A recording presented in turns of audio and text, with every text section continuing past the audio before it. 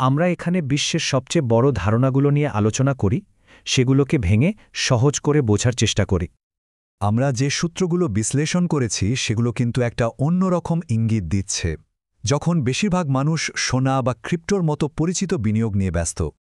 ঠিক তখনই বিশ্বের সবচেয়ে বুদ্ধিমান বিনিয়োগকারীরা নিঃশব্দে একটা বিশেষ ধাতু কিনে চলেছেন, আর এই ধাতুটাকেই বলা হচ্ছে প্রায় সব বড় প্রযুক্তিগত আর পরিবেশ বান্ধব ট্রেন্ডের মূল উপাদান।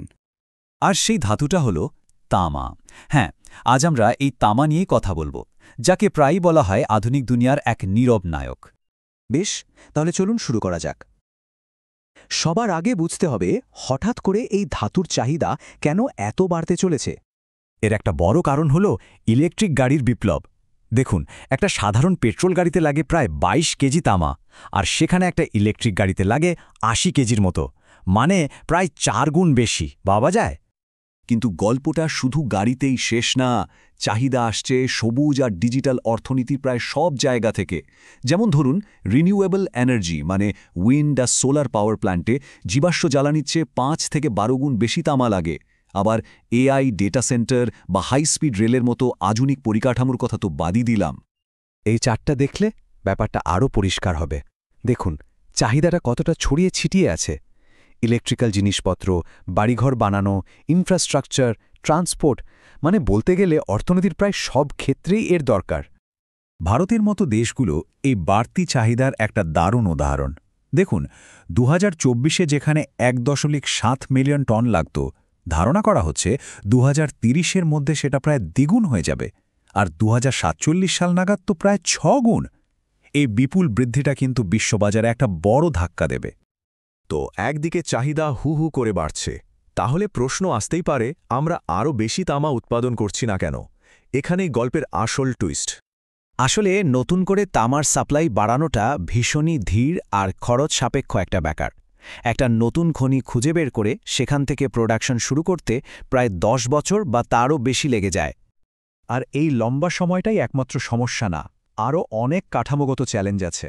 যেমন পুরনো খনিগুলোতে ভালো কোয়ালিটির তামা কমে আসছে। গত ৩ বছর ধরে প্রোডাকশন প্রায় একই জায়গায় দাঁড়িয়ে আছে। আবার দেখুন, বিশ্বের প্রায় ২৩% তামা আসে শুধু চিলি থেকে, যা একটা বড় ঝুঁকি। আর রিফাইনিং বা পরিশোধন করার বাজারের প্রায় ৬০%-রও বেশি নিয়ন্ত্রণ করে চীন। এই সাপ্লাই চেইন যে কতটা ভঙ্গুর তার একটা প্রমাণ সম্প্রতি পাওয়া গেল। পানামায় শুধু একটা বড় খনি বন্ধ হওয়ার সাথে সাথে বিশ্ববাজার থেকে প্রায় ১% সাপ্লাই গায়েব হয়ে গেল।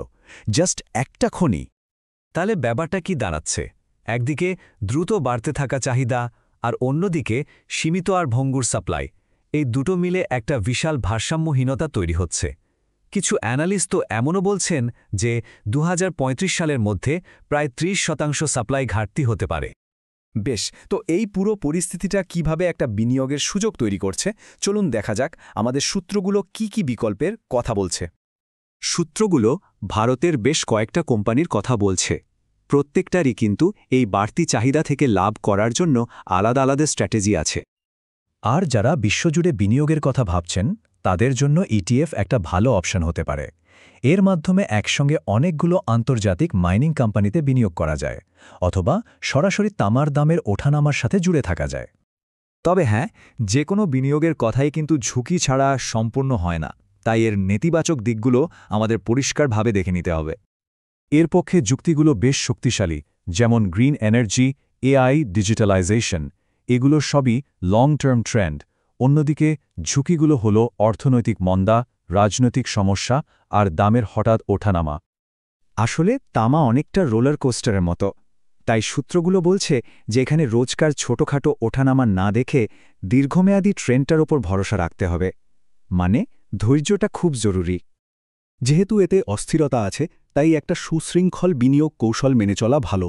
মানে নিজের মোট পোর্টফোলিওর একটা খুব ছোট অংশ, হয়তো ১০-১৫% তামার মতো থিমের জন্য রাখা যেতে পারে। তামার একটা খুব ইন্টারেস্টিং ব্যাপার আছে। একে বলা হয় গ্রোথ প্লাস ইনফ্লেশন হেজ। এর মানে কি? মানে হলো, একদিকে যখন অর্থনীতি ভালো চলে তখন এর চাহিদা বাড়ে, আবার যখন মুদ্রাস্ফীতি বা ইনফ্লেশন খুব বেশি থাকে তখনও এর চাহিদা কমে না। কারণ পাওয়ার গ্রিড বা ইনফ্রাস্ট্রাকচারের মতো জরুরি প্রজেক্ট তো আর বন্ধ রাখা যায় না। শেষ পর্যন্ত আমরা যে তথ্যগুলো বিশ্লেষণ করলাম তা একটা জোরালো সম্ভাবনার দিকে ইঙ্গিত করছে।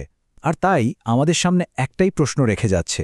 সূত্রগুলো বলছে তামার বাজারে একটা বড় বুম আসছে। প্রশ্ন হলো, এর জন্য কি আমরা প্রস্তুত থাকব?